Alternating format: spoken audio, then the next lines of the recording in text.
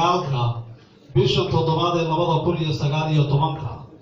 ka soo qaybgalayaasha oo kor u dhaafay 700 waxay ka kala yimaadeen USA, UK, Norway, Sweden, Denmark, Finland, Germany, Belgium, Holland, Imaaraadka, Sacuudiga, Canada, Australia, New Zealand, South Africa, Kenya, Ethiopia iyo dalka gudihiisa. Shirka waxaa kaloo ka soo qayb galay ururada bulshada oo ay hormuud ka yihiin duubabka iyo hogaamada beelaha kuumada ee ku nool dowlad goboleedka Jubbaland. waxayna ka mid ahaayeen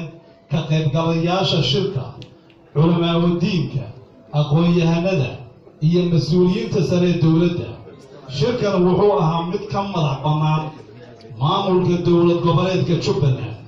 iyo dowladda federaalka ee Soomaaliya. shirka waxaa kaloo ka soo qayb galay xubnaha golaha aqalka sare ee dowladda federaalka ee Soomaaliya, xubnaha wasiirada dowladda federaalka ee beesha,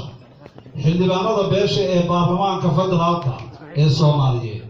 xubnaha wasiirada dowlad goboleedka Jubbaland ee beesha, xubnaha baarlamaanka dowlad goboleedka Jubbaland ee beesha kuumade iyo mas-uuliyiin badan oo beesha ka tirsan. shirkan oo socday muddo 4 beri ah wuxuu ku qabsoomay jawi deganaan iyo is-afgarad. waxaa lagu falanqeeyay arrimo badan oo taabanaya maslaxada iyo nolosha shacabka Soomaaliyeed guud ahaan iyo gaar ahaan shacabka reer Jubbaland. waxaa si qoto dheer looga warbixiyay arrimaha soo socda oo dood dheer laga yeeshay. mawduucayaasha shirkan lagu lafaguray waxaa ka mid ahaa: 1. arrimaha nabadgelyada, 2. arrimaha bulshada, waxbarashada iyo caafimaadka, 3. arrimaha dhaqaalaha, kaabayaalka dhaqaalaha, 4. barakacayaasha iyo siyaasadda dibadejinta, 5. siyaasadda dowladda federaalka ee ku aadan dowlad goboleedka Jubbaland, 6. arrimaha doorashooyinka iyo doorka oday dhaqameedyada, 7. adkaynta midnimada beelweynta kuumade. warbixinno xog isweydaarsi dood gurid qoto dheer kadib waxaa la isla garwaaqsaday in dowladda federaalka ee Soomaaliyeed ay gacan bidixayn iyo faragelin xoogan oo qaawan ku hayso maamulka Jubbaland. dowladda uu madaxda ka yahay Maxamed Cabdullaahi Farmaajo waxay ka duudsisay maamul goboleedka Jubbaland wax allaale iyo wixii xuquuq ahaa ee ay ku lahaayeen dowladda dhexe. maamul goboleedka Jubbaland wax mas-uuliyad ah oo ay ka hayso hogaaminada ciidamada qalabka sida ma jirto, sida ciidanka xoogga dalka Soomaaliyeed, nabad sugidda, daraawiishta, booliska iyo asluubta. safiiradii, qunsuladii, howlwadeennadii ka ahaa safaaradaha dibadda waa la soo xareeyey. wasiiradii ay xaqa u lahaayeen beesha waa la dhimay. qaarkoodna mas-uuliyiintii ka shaqaynaysay ayaa shirqool dembi loo sameeyey,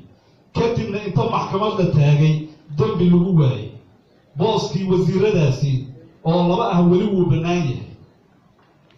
falanqayn iyo gorfayn iyo xog isweydaarsi dheer kadib waxaa la isku waafaqay: 1. in la xoreeyo deegaanada weli ku jira gacanta nabadiidka, 2. in nidaamka iyo manhajka waxbarashada dalka dib loo eego, lana qorsheeyo sidii loo gaari lahaa waxbarasho khasaba oo lacag la'aana, iyo in la yagleelo caafimaad aasaasi ah oo dadweynuhu lacag la'aan ku helaan, 3. in dhaqaalaha iyo kaabayaalkiisa kor loo qaado, 4. in beesha kuumade ay midowdo islamarkaana ay beelaha Soomaaliyeed ee walaalahooda ee reer Jubbaland ay nabad kula noolaadaan, 5. inay ilaaliyaan midnimada iyo kala dambeynta iyo dowladnimada ee dhammaan deegaanada ay ku nool yihiin sida Kismaayo, Gaarisa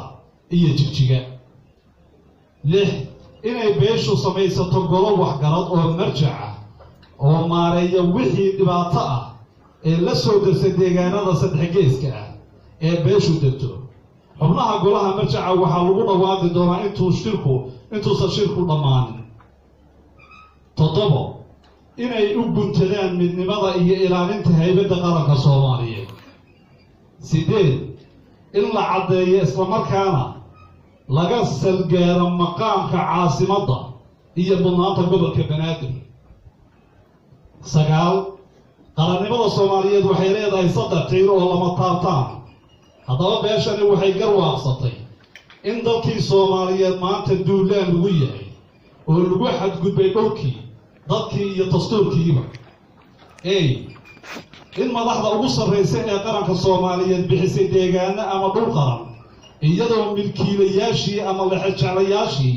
mas-uulka ka ahaa aan lala tashan sida baarlamaanka b in muwaadin cabdikariim muuse qalbi dhagax oo ahaa sargaal ciidamada xoogga dalka soomaaliyeed ahaa loo dhiibay cadow lana dafiray c in jabhadda xaqudirirka ee ONLF ay qoreen argagixiso ilaa iyo haddana aysan raaligelin ka bixin d in dastuurka dalka lagu tuntay iyadoo awooddii xeerdejinta ee baarlamaanka laga tallaabsaday doorashooyinkii qaybsigii khayraadka dalka iyo dhammaan wixii ummadda u dhexeeyey in go-aankii ka soo baxay wasaaradda arrimaha gudaha ee dowladda federaalka ee 6dii bisha 7 ee sanadkan 2019 uu ahaa mid baadil ah oo ka hor imaanaya dastuurka dalka isla marka ahaantaana abuuraya xasarad iyo amni xumo 10 maadaama lagu jiro xilli doorasho waxay beesha kuumada isku raaceen iskuna waafaqeen in hal qof uu matalo tartanka doorashada madaxweyne kaasoo loo gartay inuu noqdo Axmed Maxamed Islaam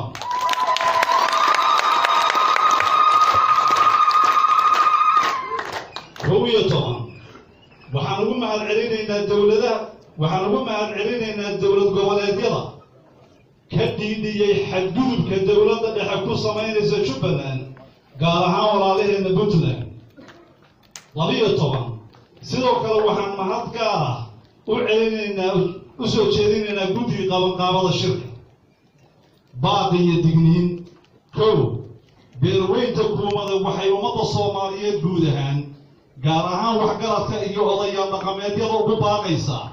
inaysan ka aamusin mugdiga iyo rajxumada soo wajahday dalka taasoo keeni karta in qarnimadii Soomaaliyeed ay ku dhacdo bohol dheer labo beesha kuumada waxay uga digaysaa madaxda dowladda federaalka ugu sarraysa inaysan dalka u horseedin dagaal sokeeye inuu kala go'o saddex beesha kuumada waxay soo jeedinaysaa in si daacad ah wada xaajood loola furo Somaliland afar beesha kuumada waxay beesha caalamka ugu baaqaysaa inay si dhow ula socoto xubnaha sida tooska ugu lug leh sidii xasiloonida iyo nabadda ka jirta Jubbaland loo carqaladayn lahaa shan beeshu waxay ugu baaqaysaa dowladda federaalka inay ixtiraamto dastuurka ku-meelgaarka ee dowladda federaalka ee Soomaaliyeed sida qodobada 142 iyo 120 beeshu waxay si buuxda u taageeraysaa xeerka iyo hanaanka doorashooyinka Jubbaland uu u ansixiyay baarlamaanka Jubbaland toddobo beeshu waxay caddaynaysaa in cawaaqib xumada ka dhalata faragelinta sharci darrada ah ee lagula kacayo Jubbaland uu mas-uuliyaddeeda qaadayo madaxweynaha Soomaaliya Maxamed Cabdullaahi Farmaajo sideed beesha kuumada waxay ugu mahadcelinaysaa ciidamada AMISOM kaalinta ay ka geysteen xasilinta dalka iyo la dagaalanta xoogga argagixisada gaar ahaan Jubbaland waxaana ka digaynaa tallaabo kasta oo horseedi karta tii dowladda federaalku kula kacday Baydhabo taasoo sababi karta inay lunto xasiloonida ka jirta geeska Afrika جبلان هنولاتو وقوي بريكانيا هنولاتو ديغانك الصومالية إثيوبيا هنولاتو صوماليا هنولاتو عدالة لكرها أهاتو لما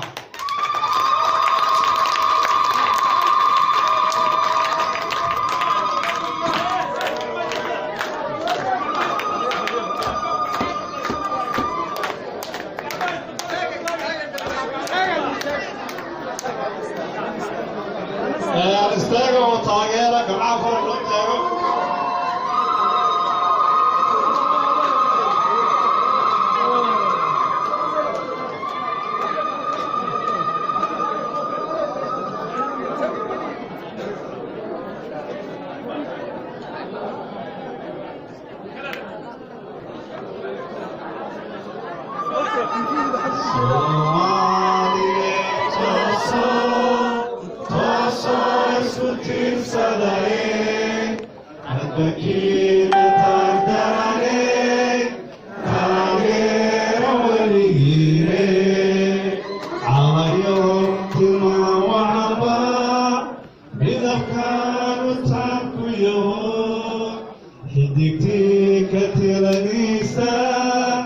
Nahra kaga sinta